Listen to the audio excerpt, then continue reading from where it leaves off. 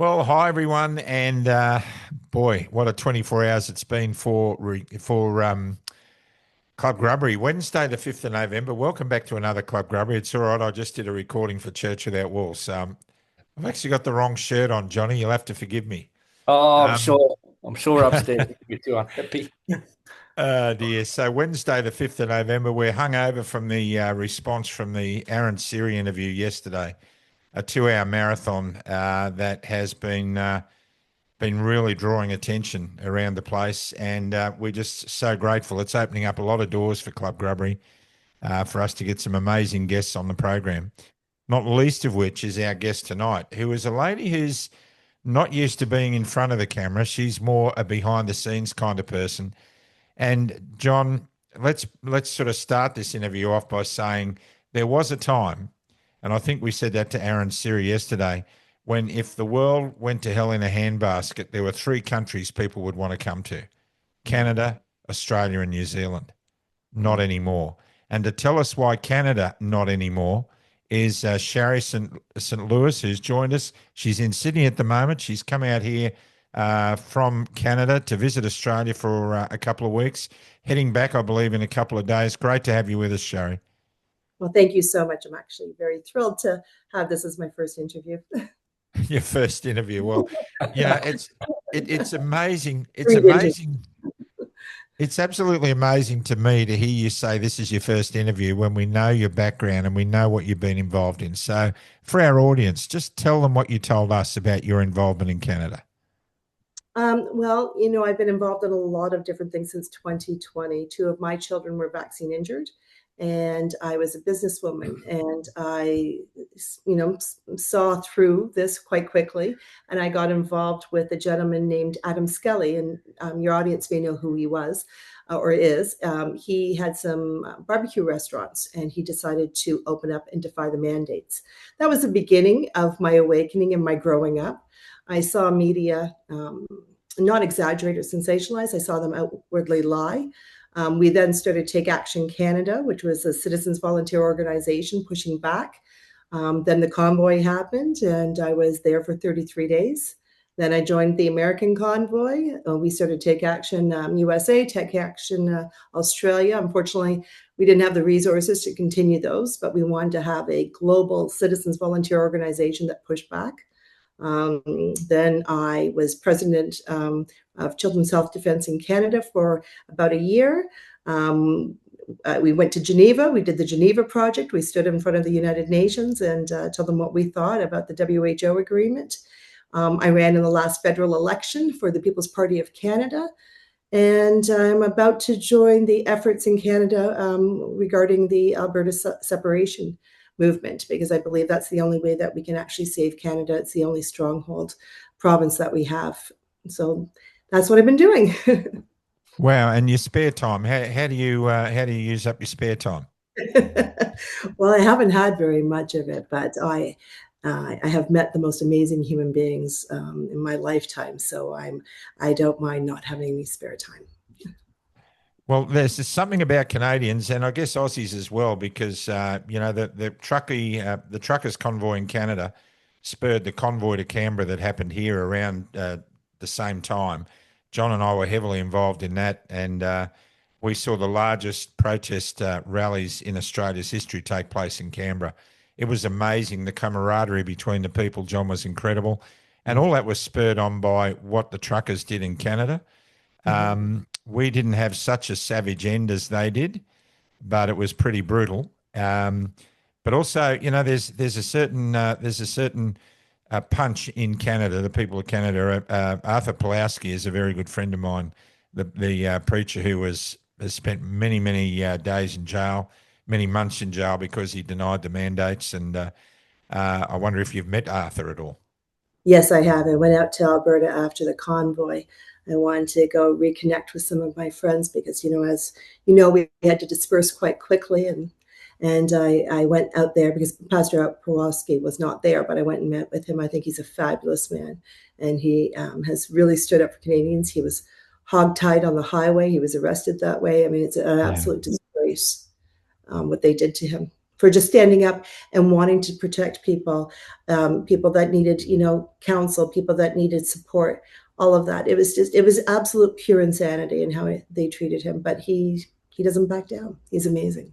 He's an amazing man. He's been on this program as a guest, and he and I shared a stage together in Phoenix, Arizona, in March this year, and we built a very strong relationship. There's a certain similarity, Johnny, isn't there, between what's taken place in the Commonwealth nations of Canada, Australia, and New Zealand. We've seen tyranny that we'd never ever imagined in our countries. You look at Jacinda Ardern and the hard line that she ran in New Zealand. She virtually destroyed New Zealand's reputation abroad. We saw Trudeau acting like another Hitler in Canada, and our own Scott Morrison and now Anthony Albanese. These guys are all reading from the same playbook. Mm-hmm. Yeah, there's no doubt about it. But it's interesting, Hoodie, that Shari mentioned just there before. I don't know whether you're comfortable elaborating on it, Shari, but on the back of Aaron's series last night, I think people are very much now starting to wake up to the vaccines, not just the COVID vaccines, which sort of alerted us to this madness that's going on. We've got all these kids that have been maimed and injured by these childhood vaccines. You mentioned that 2 of your children are vaccine injured. Yeah, so my children were born in the 1990s, just as computers came out. I was quite young, and it was actually 2 of my children and myself. I was pregnant with my second child, and I had the rogamin flu shot, the only flu shot I ever had. I had encephalitis, did not understand that was from the vaccine. Then that child had the measles, mumps, and rubella shot, and he had full-blown measles and encephalitis. In fact, it was written in he went to Sick Kids Hospital, which is a leading children's hospital in the world. And it was written as vaccine injury, one of the worst they had actually seen. He lost, stopped making eye contact, language regression, didn't like to be touched. My son they treated him with Tylenol in those days. He's okay. Like he's perfectly fine in many ways, but he's not the son I gave birth to. And then my daughter, it was DTaP. It took me 3 times. So I understand why people have a reluctance to this, because it took me 3 times to realize they didn't know what they were talking about, as well as we just handed ourselves over to doctors. Doctors knew better than us. And, I was told the MMR shot was just a bad batch. I could believe that. I still hadn't understood what had happened to me. But after DTaP, my daughter, like both of my children's injuries and my own, were within 6 hours. There's no question what caused it. And so we stopped vaccinating in the early 90s. They applied the vaccine medical exemption to my oldest son. And we haven't been vaccinated since 1995. And that was when my daughter had her response. So when all of this actually happened, I wasn't really worried about the vaccine because we had medical exemptions. We were going to be fine, but that wasn't the case. So I looked at what I saw. The first part that got me involved was the fact that I'm a business owner, and seeing that when you shut down small businesses, there's an effect on the entire world. So I saw world poverty happening. So that was really upsetting to me. So I wanted to put an end to that. And within the vaccines, I saw this as a death threat to my children. The Canadian government was going to kill my kids, and I wasn't going to stand for it. Not a chance. Yeah, absolutely. And so the Canadian government did surprise the world. It surprised me. What sort of things have been happening now since Justin Trudeau has pulled back from office? Has anything changed for the better, or is it still going down the same path in Canada? Well, the convoy was inspiring, and it changed my entire, perspective on humanity. But what happened after that is people became very reluctant to donate money. So a lot of organizations that are trying to do really good work are not funded. And our movement has been, obliterated, in many, many ways. The Alberta movement, the separatist movement is strong. And of course, we have like the Canadian COVID Care Alliance and other organizations that are in Vaccine Choice Canada and Children's Health Defence Canada that are still trying to get information out there. But the movement that was started prior to the convoy is broken into a million pieces right now.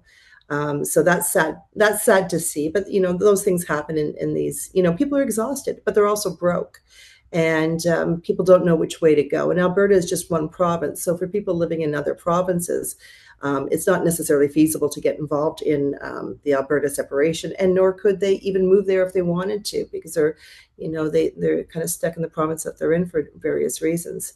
So I suspect, economically, we're in bad shape. The entire country has changed literally overnight. Mass immigration is a major issue. There's a city called Barrie, an hour north of Toronto, which declared a state of emergency because of all the theft. You can literally walk into a store regularly and see somebody steal something and nobody does anything. Hamilton, which is an hour west of Toronto, the police actually put out an announcement, a public service announcement, telling people to leave their car keys at the front door so the people that broke into their houses wouldn't come and hurt them. That's the state of affairs of Canada. So we're not in good shape. And Carney is, Trudeau was very obvious. Carney is fooling a lot of people. They think that Canada will repair itself, but that's not going to happen. We're just going to go into, they just released the budget. We're going to go into debt that it'll take 10 generations to pay off, if it ever gets paid off. And so, like you think, in the UK, Shari, we've seen this digital ID and we've seen the pushback, and luckily they've got Nigel Farage there actually counteracting this nonsense. But in Australia, this is being rolled out as well, and there isn't any pushback really. There's a few, but not to the same extent that we're seeing in the UK. With the convoy, we heard rumours here that money was being taken out of bank accounts. It was being frozen. Where's Canada at in relation to that? Well, it was even beyond that. So, the money was eventually given back, but bank accounts were frozen. And Veterans for Freedom and Eddie Cornell and Vincent Kersey sued the government and won. And it was, an illegal seizure of people's accounts. But it went further than that. And there were people that donated large sums to some of the organizations, like Taking Back Our Freedoms, which was was probably the most important organization during the convoy. And they had bank accounts in other countries and deposits in those countries, and those bank accounts were closed and money sent back home. Every bank around the world cooperated with this. So if you were on that list and you happened to have money in the United States or another country, got a little check in the mail and a letter saying that they weren't interested in your business anymore. Wow. That's the part that people don't really know, but that happened. That's how severe this was. So that's why Canadians are so scared to donate. So you have to try and create events that aren't necessarily tied to the freedom movement. So it's been, we've been successful in getting some movies done, which are, with accredited producers, and that's been, a bit easier. But trying to, like, for instance, Take Action Canada, donations completely dried up. Vaccine Choice Canada. Here's an organization that's been there for years advocating for parents and getting information out. And all of these organizations are struggling. The US is much better. There's a lot of more donations and a lot more organizations that have the funding power, but Canada doesn't. And that's why a lot of the freedom movement is, it's really tough. How do you do things? You need, as you need equipment, you need, websites, all of this stuff costs a lot of money. And It's very tough. Where are you at over there at the moment with digital ID? It seems to me like Keir Starmer in the UK is really pushing this before he's voted out of office, and he will be. And it also appears pretty obvious that he's trying to get all the other Commonwealth countries to go along with it so that they can share the burden of people's disdain in their countries. There seems to be a plan afoot. How is Canada poised at the moment around digital ID? Well, even the Premier of Alberta just said there was going to be digital ID for, Albertans. So Canada's poised in the same way. It's not as much of a big topic as that. I mean, we know it's going to be happening here, but they're selling it to people as if this is going to be convenience and this is just going to make it easier. And so people don't understand what can happen, that they can turn it off. That's the part, and they don't believe that will happen, right? So, the big issues facing Canadians right now, or some bills that are proposed right now that would, invade more of our rights, rights of seizure of our computers or cell phones when going through the border, being able to shut us, take us off the internet if they deem that we're some type of threat, that we won't even know what we did or why they took us off. They can do things. So these are proposed bills right now. So there's a lot of bills that are really threatening Canadians. And that's, I would say, that is the topic of discussion more so than digital ID. And because the freedom movement is so fragmented in Canada, there's really no movement to stop it, as like they do in the UK. The UK still has a freedom movement, from what I can see, that's intact, but not so much in Canada, which is very sad. Well, sadly, Australia's gone down the same road. The freedom movement is in tatters here too. Yeah, sorry, John. Oh, 100% it is, Hoodie. It's right. I was just going to ask you, Shari, what are your thoughts on? I mean, Hoodie mentioned before the usual suspects in charge of us from the Prime Minister stakes, but in this country we've had very weak military generals. Very few of them are standing up to any of this nonsense. They're all woke. The Governor Generals are absolutely useless. We're a Commonwealth. Where do you think the royal family sits in all this madness? Are they just passengers, or do you think there's something more sinister behind all that? I think there's a lot of sinister things behind all of this. In Canada, we don't have any support from our military. I mean, we have Veterans for Freedom, and we have some of those military people that are, been helping the movement, but again, fragmented and all over the place. Discussions about the royal family really don't. People don't really have too much of that kind of conversation here, but I think that most freedom fighters in Canada suspect the royal family and some other lineages as being part of all of this, that this is much bigger than just bad politics for a country, or just even a political ideology, that this has sinister roots. And I think that most of us have come to that consensus, because nothing makes any sense. And as we know, it's lockstep. And, I think Canadians are just trying to figure out how they're going to survive all of this. So there's a lot of groups that are prepping and doing things like that and preparing for things.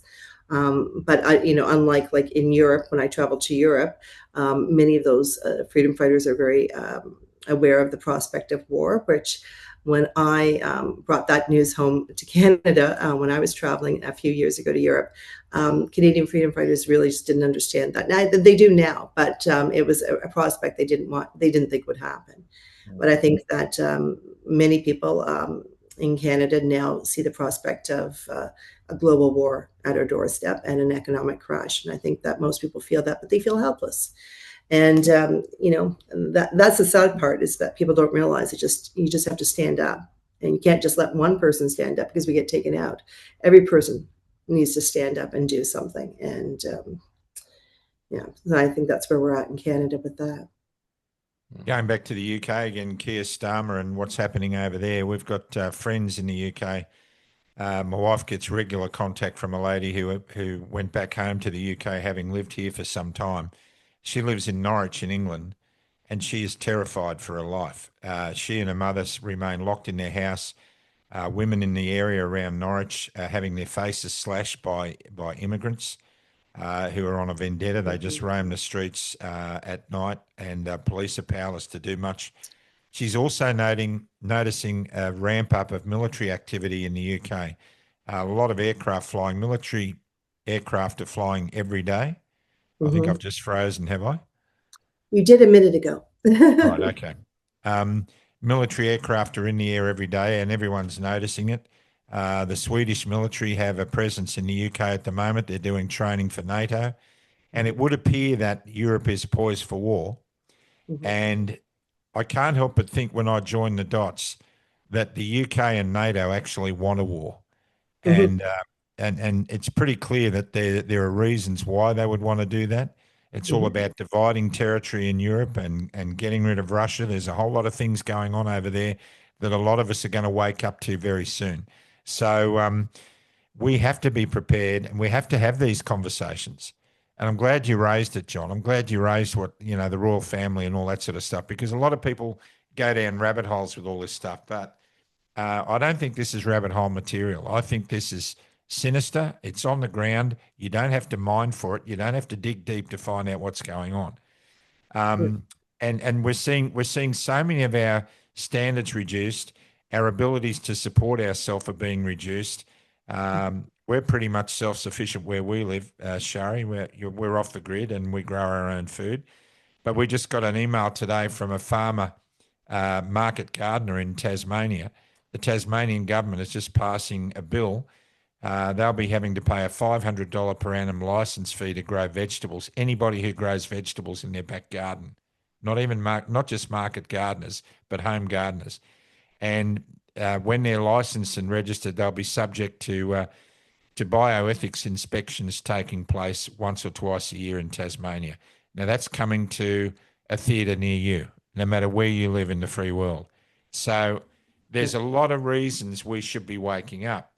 What's happening in agriculture in Canada? Because we've heard a lot about the ostrich farm disaster, and one of the podcasters out here has actually interviewed the lady running that farm. Tell us what you know about what's happening with agriculture. Well, I just had an update from Mike Root, who's at the ostrich farm. I spoke to him today. So on Thursday, the courts are going to come back, and they've given a stay. So they're going to come back and just make a decision about if they're going to allow the argument in court, or they're going to just say, no, we're not going to hear it. I suspect they're going to say they're not going to hear it. From what I was told today, they've set up hail bales so that there's like a block, and they're preparing from what they can see. So they've got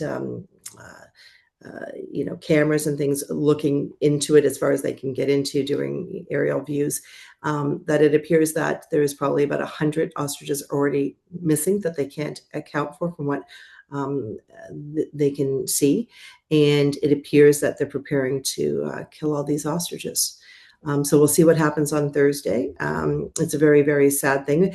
Mike explained something to me today. He said, according to the WHO standards, if the ostriches who tested positive last year make an entire year without being sick, then they're perfectly fine. So that would take it to December. So we're literally, by the time the courts make a decision on this, we're literally probably 2 to 3 weeks away from the WHO standards, which would have said that these ostriches would be okay. So I suspect we're going to see the killing of all these ostriches. That's what I suspect is going to happen. Where are you guys in relation to the WHO, Shari? Like in Australia, we're obviously signing up to everything that they have to offer, but are you guys doing the same? Absolutely. So that's actually how the Geneva Project started.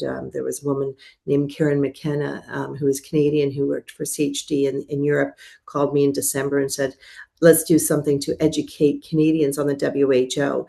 And I had a discussion with my friend Bruce Party, who disagreed with some of the big names and their opinions of the WHO agreement. So we pulled together Andrew Bridgen, Philip Kruse, Meryl Nass, Francis Boyle, Sue Gray in New Zealand, Katie Ashby Coppins, James Rogoski, and Bruce Party, and Maxime Bernier.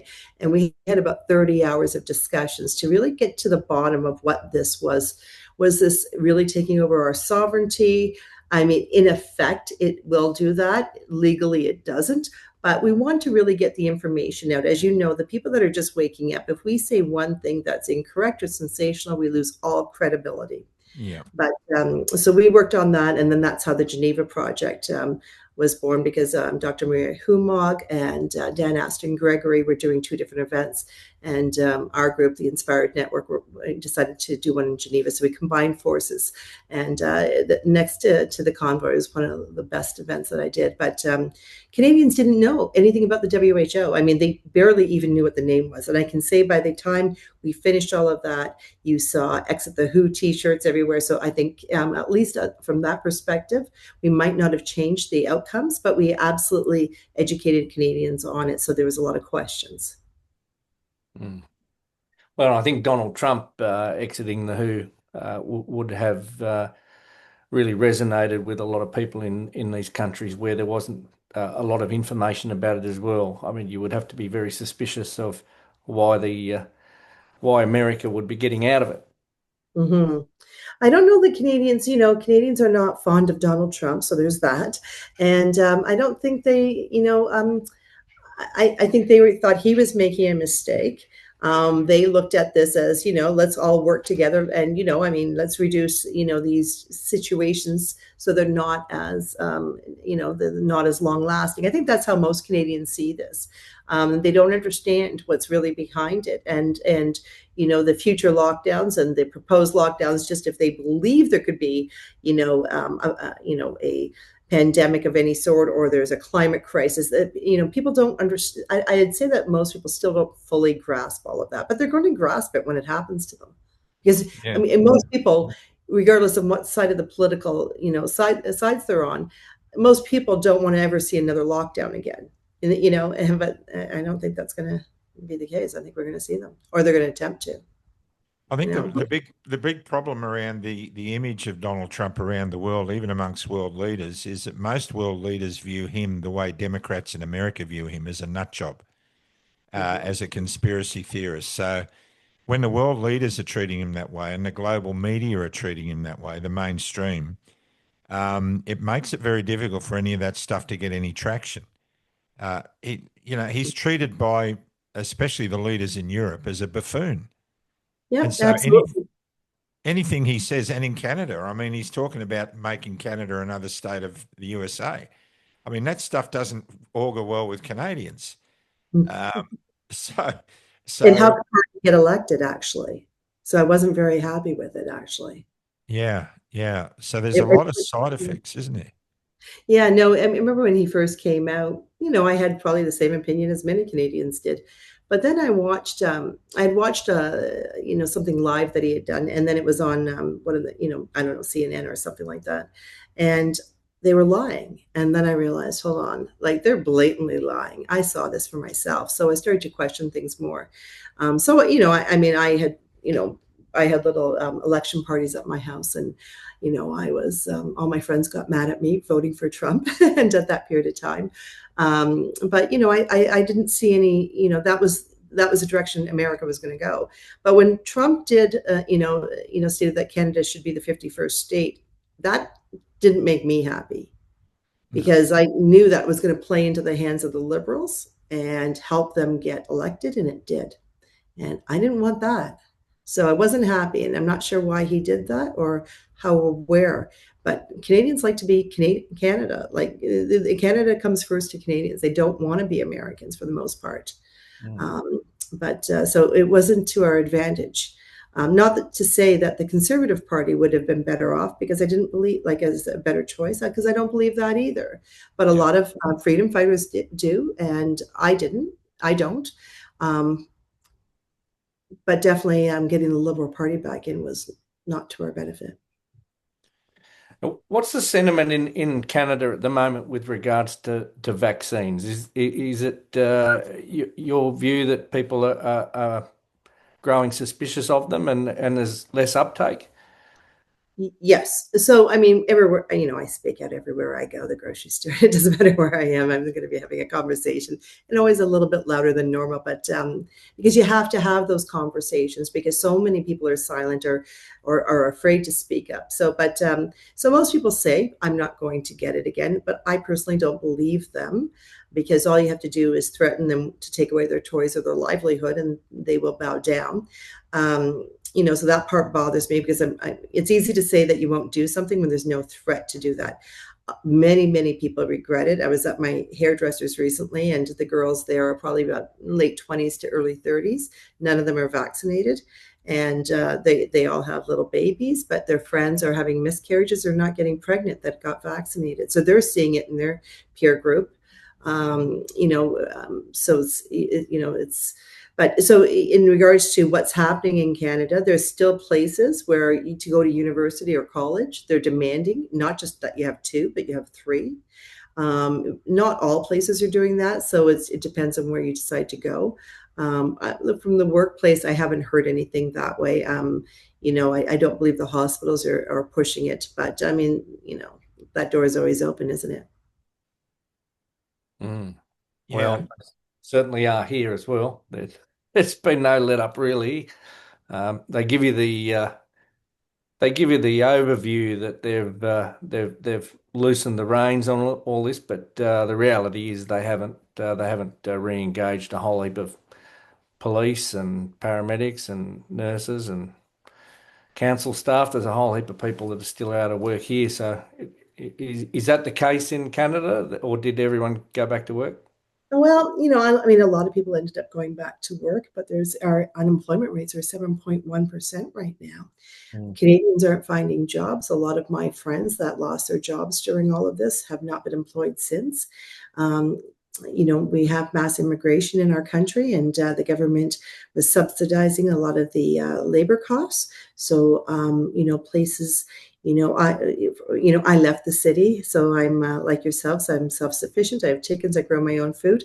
I live in a French Canadian area of Ontario in the woods, and it has all changed. I mean, pretty much every big business there is owned by an immigrant that has just come into this country. So it has changed literally overnight, something I've never seen before. I mean, I saw the 70s immigration from the Caribbean and the changes there, and the Italians and Greeks. I've lived through all of this, but this is like nothing I've ever seen. And there's, a huge, it's creating a big divide because people are angry at them, but they're the wrong people to be angry about. I mean, of course they came here. Why wouldn't you? Would you want to be in their country and the way they're living? No. Exactly. It is and it's not them, but they have us turned on them. But it's our government we should be turning on that's doing this, because Canadians should be able to get jobs.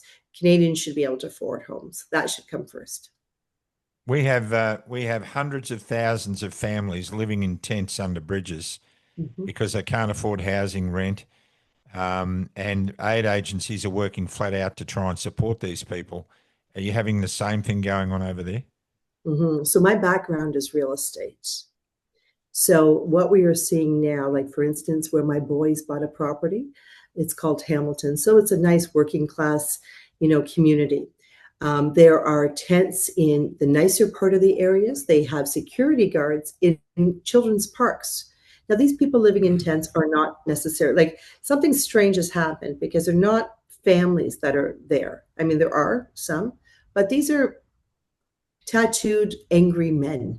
Nothing about tattoos, but just like they look like they just got out of jail. And these people are living in tents. They're breaking into houses. The police won't even come. You can't walk into certain parks. So you're seeing this in Ottawa. Like when you see these communities, there could be 50 to 100 of these. So it shouldn't be that way. Like, and where did they all suddenly come from? That's the part I don't understand. Where did all these people come from? Like, I understand that people fell through the systems during, the last, the lockdowns and all the madness. But where did all these people come from? Because it's beyond that number. Yeah. Because it devalues your property and it makes it scary for your children to play outside, and once your property is devalued, you have to have the support of the municipality to change things, and they're not changing things. They're supporting all of these places. So, for the benefit of our viewers, tell us about the Alberta separatist movement. What's it about? Why does it exist? Okay, well, Alberta is a very rich province, and it gives more money to all the other provinces than any other province in Canada. But the problem is that they don't get very much back. And so they're pretty much fed up with being part of Canada. And there's a lot of conservative people in Alberta. So there's a movement to try and separate. The movement isn't at a level right now for Danielle Smith, the Premier of Alberta, to call a referendum, because from what I've been told, we're in the early 30%. And we really need to get higher than that. So I'm going to get actively involved when I get back from Australia in that, because I believe that that's probably our only safe place in Canada that we can go to. And there's big money behind it. There's some important people behind all of this. But, people are afraid of not being part of Canada. Our identities are attached to that. So the unknown is very scary. And of course, like every other movement, there's differences of opinions of how things should be done. But a friend of mine, Professor Bruce Party, has written a constitution for Alberta. And, he's working with the Alberta Prosperity Project. I think you should have him on your show, as we talked earlier, because I think that would really dig deep into that, because it's the same things affecting Australia and other parts of the world.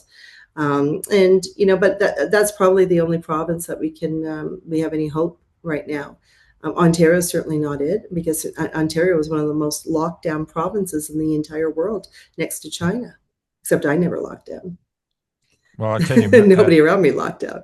The city of Melbourne in Victoria was the most locked down city in the world. 287 days, I think, John. I might stand corrected, but the most locked down city in the world, the city of Melbourne.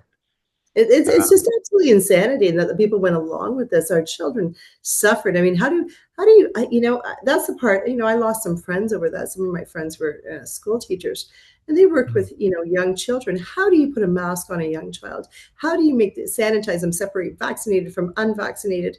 How do you do that, not call it child abuse? How do you do it as a parent? I don't understand that. I see it. So, I was up north a lot during that period of time, where I've moved now, but I come into the city. I get so angry when I would see this, because that made no sense. I had taken in a young girl when she was in high school, and she came to live with us. The lockdowns got to her. She jumped out of a window. We lost her. And she's one of many. My friend Jason Kowalshin is a scientist. He wrote something, a white paper and it was called Deaths by Despair. The kids weren't just committing suicide. They were torturing their bodies. They were setting fire to themselves. Most people don't jump out of a window to kill themselves because it's going to hurt. They're going to take pills. But they were causing harm. They wanted to hurt on their way out. And the one thing that, our Ministry of Health was hiding these numbers. Yeah, but I had some access to them. Mm-hmm. And we put them out. They knew they were hiding them. It was a 300% increase. They knew that in 2021. They knew. Well, we had it here. I mean, when I made the video that I made where I came out, John and I sort of came out around the same time. I remember getting 30,000 emails and messages in the first day after the video was made. And one was from a guy in Melbourne who reported driving home from work, pulling into the driveway, pressing the remote to open his garage door. And when the door went up, he saw his 14-year-old daughter hanging from the ceiling. I mean, this is some of the stuff that's been committed by leaders of our provinces and states. Mm-hmm. Daniel Andrews, who was the Premier of Victoria at that time, needs to be in jail. Mm-hmm. He absolutely needs to be in jail. But getting back to the separatist movement, let's say that, and no doubt you guys have thought and talked about this. Let's say Alberta has a referendum and Albertans decide that they want to be their own country.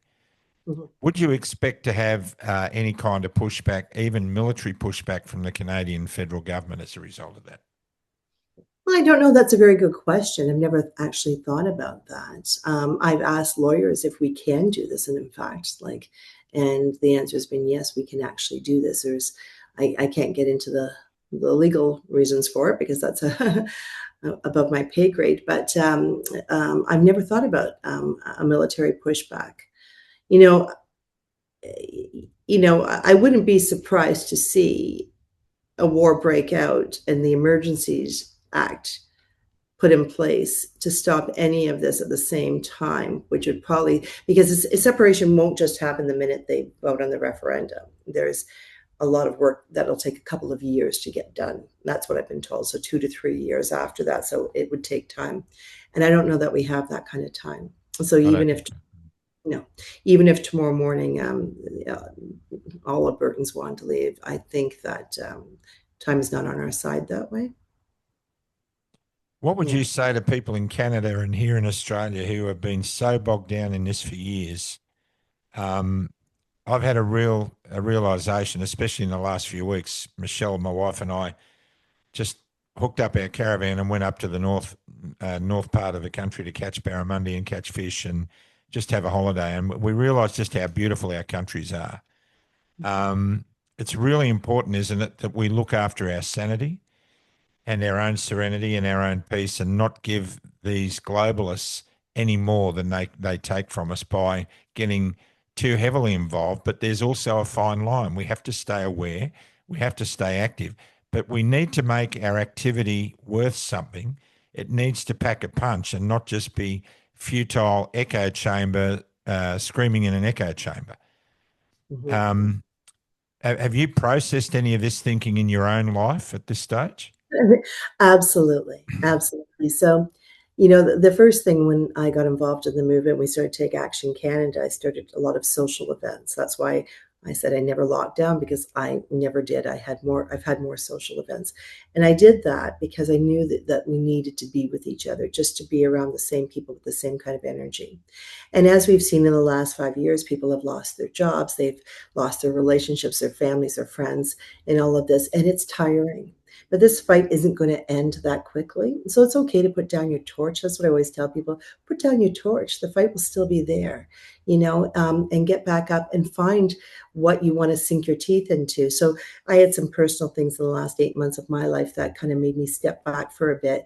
And so I got to, kind of look at things from a bird's eye view and, what do I want to be involved in? The first part of the last 5 years, it was having protests and getting, because that brought people together and you got to know each other and all the different things that we did, getting information out. But now we actually need to have a plan, because we have to figure out how we're getting out of all of this, and we've got to come together in that way, so that we have a way out. Because when people feel hope and that there is a possibility of a better life for themselves, they'll navigate in that direction. But just complaining about things and protests, I think those days are pretty much over.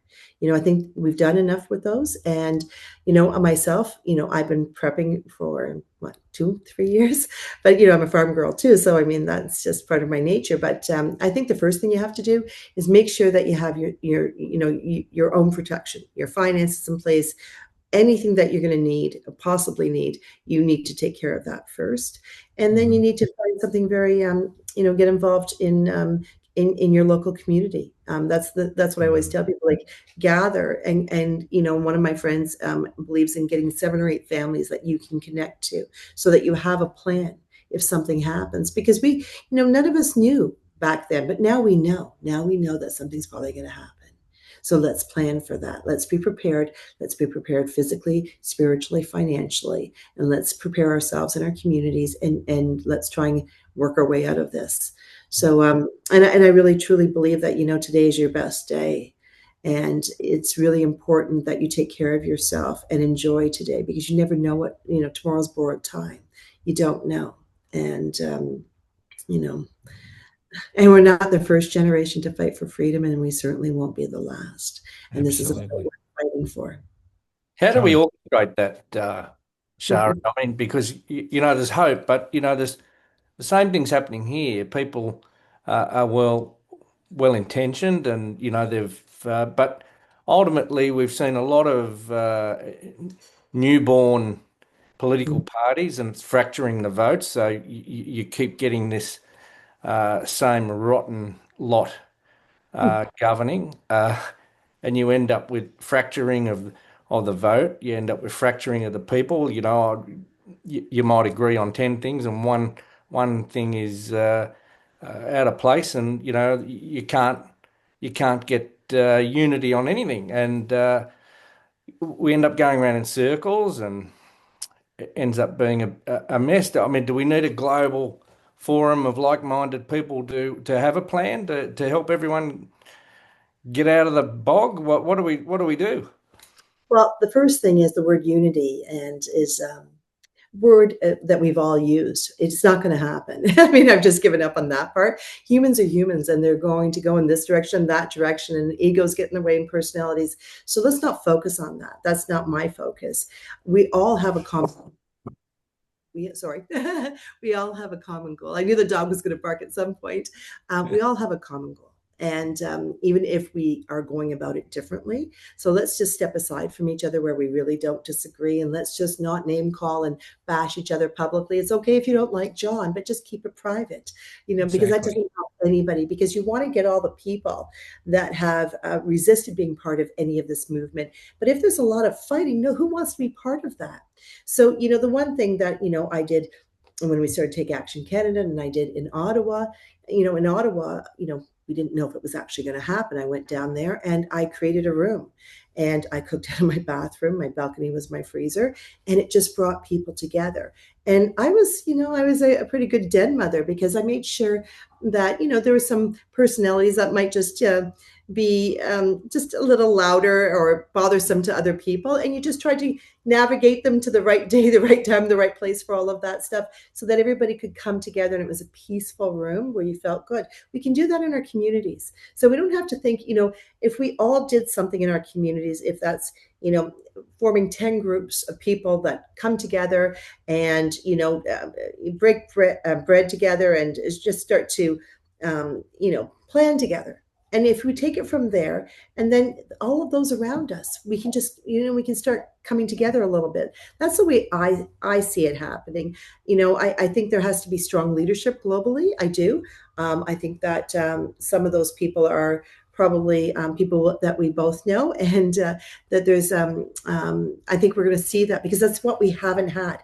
We've had the, I don't know if you know who Chris Sky is. We've had the Chris Skies, and we've had, Vlad from Hugs Over Mass in Canada, and we've had some other people, and the Tamara Leaches, but they didn't bring everybody together, and they created just as much division as they did unity. So I really think that it's going to take us in the micro level, bringing everybody together on a community basis, and then maybe perhaps moving to places in our countries that support our ideologies and our beliefs. Well, I like all the answers for this, but that's just what I'm working on right now.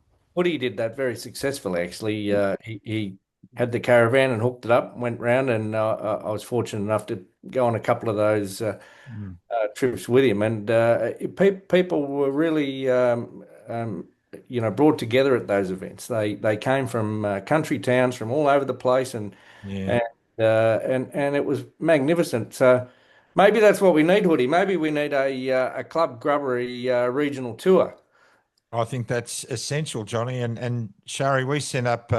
We saw the need for people to come together and form little welfare groups to support each other back in 21, and we started a group called the Hoodies Heroes. And there are local community groups all around Australia now. There's one or two in New Zealand.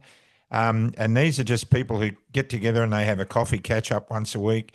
They formulate strategies. They do a lot of bartering, and they're coming together as a group. Now, everyone's gone a little bit quiet lately, but that doesn't mean that it's dead. It's just a little dormant, because next time something happens, all these people are already connected.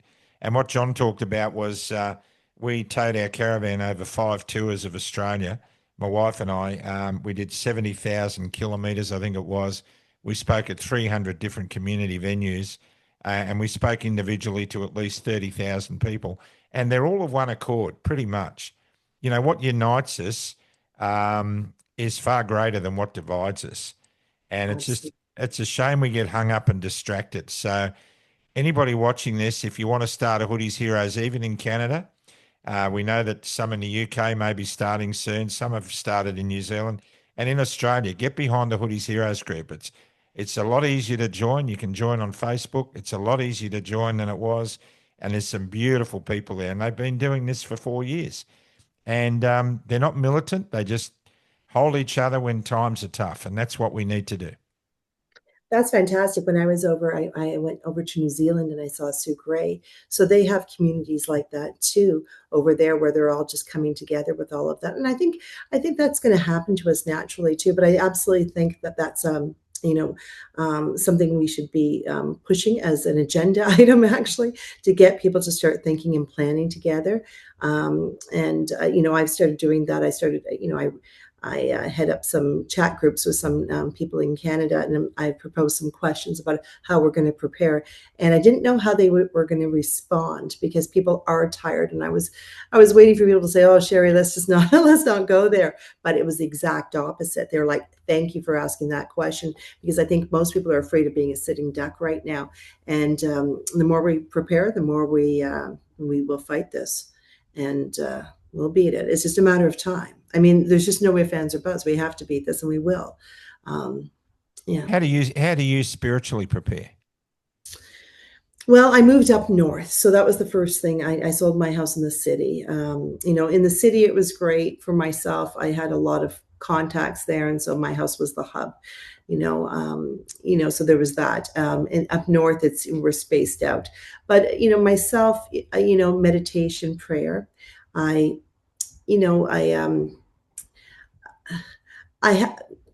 I just believe, like, for myself, I woke up in 2017 and knew this was going to happen. And I told everybody in 2021. Yeah. And I don't believe that came to me by accident. I believe it was to prepare me. And I haven't volunteered for any organization in Canada. I've just been pulled in very deeply in all of this. And I believe that's for a reason. I'm good at connecting people and bringing people together. So that's why I don't really do interviews as much, because that's not my thing. Mine is behind the scenes. And so I just have a lot of faith that God is on our side. Like, when in Ottawa, my whole life changed. I would just say that we met God in Ottawa, and the potential of humanity was shown to me, to all of us. Yeah. There was so much stress. The weather was, cold, and people could lose their homes, their businesses, and some people did. And there was no fight. There was drugs, there was alcohol, there was all the things that you'll have when people are partying on the streets. And there was no sexual assaults. There was no abuse. There was just people coming together. I never thought humans were capable of what I saw. So that always gives me, like, anytime I feel, what are we going to do here? How are we going to win this? I just go back to that. That was something I never believed could happen. We saw it in Canberra too, the same thing. Everybody who went to Canberra, who camped there, most of them said the same thing. It was the most incredible experience. I had a neighbour who was there for 4 days, and for 2 weeks after he came home, his wife would catch him crying. And she'd say, "Why are you crying?" And he said, "I didn't believe human beings could be so beautiful." Yeah. Yeah. Yeah. It changed my life when I drove home. So I was there 33 days. I was there prior to the convoy and stayed afterwards. And when I drove home and I drove up to my garage, I just went, I don't belong here. I literally would have sold everything I had and just stayed in that poorly decorated hotel room in the Marriott Hotel. Sorry, Marriott, but it was pretty bad. And I would have stayed there cooking out of my bathroom, because that's what I did. And just being with those people, because it was absolutely beautiful. And we met people from all over Canada, and they have become such dear friends, and they're my inspiration. We all showed up there, and just like they did. And I'll tell you, your viewers, there was a moment in my room, and I don't know what part of the convoy it was, and I don't even know why it just happened. I had walked out of my kitchen, which was my bathroom, and everybody had their cell phone or laptop or computer out. And everybody had a different convoy or protest around the world supporting us and becoming, doing what we were doing. My entire room, and my room would have 50 to 100 people in it during the day. And the entire room went silent. And all we did was have tears going down, because we knew everybody was with us. That was a really, really powerful moment. That was just that moment, and just seeing all the people in Ottawa, like the homeless, were taken care of. Our nurses took them into hotels and nursed them. The homeless loved us. The Ottawa citizens loved us. Even the police loved us. They even drove me to the grocery store a few times. But that's what I hold on to. And look at all of us. I'm a retired real estate agent. I'm a mom. That's it. And look at how all of us have decided to jump into all of this, and so, that's what you hold on to. And sometimes it's okay to put your torch down and take a nap and take some time off, because, we all get tired and we all get worn out, but we have to keep going, and we won't really have any choice. But I believe that the resistance portion is over. It's the time for the build. And that's where we need leadership as much as we can be led and coming together in communities bit by bit with the same shared vision, which we all have the same shared vision. We just want peace. We want a roof over our head, food in our bellies, and our children safe. We all want the same thing. We just want serenity. Yes, we do. Mission Serenity. It's on my shirt. And, Before we did this recording, I was just recording daily devotionals. I've done for about 300 daily devotionals. They go out every morning. It's just to give people hope. We've got about 50 people coming to our home this weekend to do residential church without walls, we call it. I'll be baptizing somebody on Saturday. Baptized 350 people in the last couple of years, and people are starting to work out what's valuable. People are starting to work out what's real. And I see the dark clouds coming, but my faith is such in me that I'm not afraid of any of it. Bring it on. God is still in control. God has always been in control. And those who we want to see go to jail, well, we may or may not see justice in our lifetime, but one day there will be justice. And all we got to do is rest in peace. We have to keep going. So I didn't grow up with a religious background, but my grandparents were Wesleyan Methodists, so I was raised by those, ideals. But when we went to Geneva, I had a friend, Laura Lynn Tyler Thompson, who was with me in Ottawa, and she's a minister. And I decided that I was going to, Ottawa changed me forever. And I had a hard time accepting religion because I didn't believe in evil until now. And that was a concept I just didn't want to accept. I mean, who wants to, really? But what I've seen in the last 5 years can only be described as evil. And so when I invited her to come, and she said yes, I said, will you baptize me in Geneva? So I was baptized in Geneva because I felt I'm going to fight evil where it is, because it's there. And so that was a profound moment in my life. And she's a very good friend of mine. So it was fantastic that. I'm glad you mentioned religion, because I don't like religion. No. I don't put stock in religion. It's all about relationships. I think religion is a business of God conducted by men, and they're very bad at it. Exactly. This is all about relationship, our relationship with God and our relationship with each other. There was a moment in my hotel room. There was a gentleman named Sandy Williams. He was a trucker from Alberta. He had only heard about the convoy 10 days prior, and he brought down 2 of his children. And he was in my room, and he was just so calm and well-spoken. He was, that person that you just needed to listen to when you were, you're all nervous and everything. And we asked him to start speaking at the convoy, and he first said no. And then he said, you know what, I'll give it a try. Well, he was so good. At every news conference, they wanted him to speak. The BBC came, the Telegraph came. They wanted to hear what he had to say. And he was the person to speak for the people. And he and I sat in the room one day, and he said, Shari, all those trucks that came across Alberta, he said, a lot of them were like me, last minute, add-ons.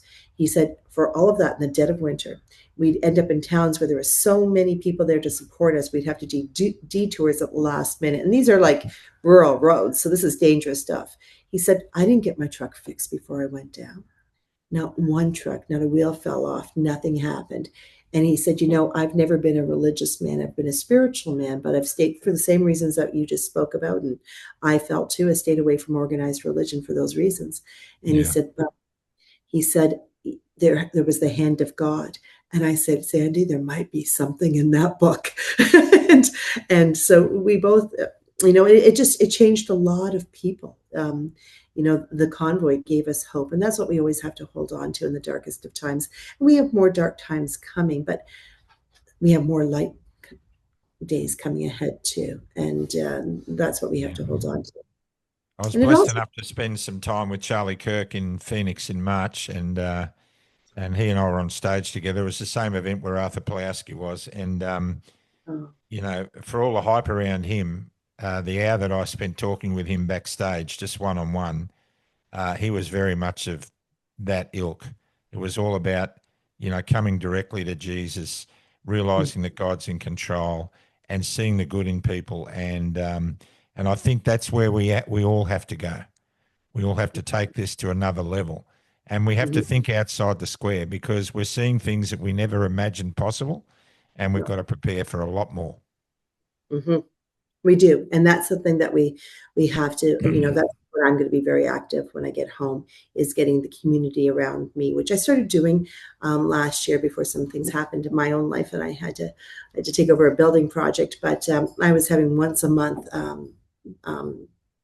potluck dinners at my house, and bringing people in there just to get to know people, learning different skill sets that people have. We have, underground, not really underground, radio systems in place, satellite phones, things like that, so that we can stay in touch in case of emergencies. We know how to prepare. We know who's in our communities that will help us, and all of that kind of stuff. Because I think we just have to be prepared for the worst, hope for the best, and know that we'll get through it. We'll get through it together.